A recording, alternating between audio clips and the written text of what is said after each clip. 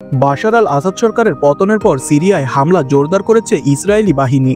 Syrian পর্যবেক্ষক সংস্থা জানিয়েছে, আসাদের পতনের পর সিরিয়ায় এ পর্যন্ত ৩১০টি হামলা চালিয়েছে ইসরায়েল। সিরিয়ান প্রতিরক্ষা কারখানা, অস্ত্র ও বিস্ফোরক গুদাম, বিমানবন্দর ও বৈজ্ঞানিক গবেষণা কেন্দ্র লক্ষ্য করে এই হামলা চালানো হয়। হামলা কবলিত এলাকাগুলোর মধ্যে আছে দামেস্কো, কুদসিয়া ও সালামিয়া এলাকা। ইসরায়েলের দাবি, এসব অস্ত্র যাতে উগ্রপন্থীদের হাতে না পড়ে সেই জন্যই এই হামলা চালানো হয়েছে। এদিকে অভিযোগ উঠেছে, ভারী অস্ত্রশস্ত্র নিয়ে ইসরায়েলি ট্যাঙ্ক সিরিয়ায় প্রবেশ করেছে। তবে তেল আবিব এই অভিযোগ এরই মধ্যে নাকচ করেছে। তারা জানিয়েছে, কেবল সিরিয়া সীমান্তের গোলানের বাফার জোনেই নিয়ন্ত্রণ নিয়েছে।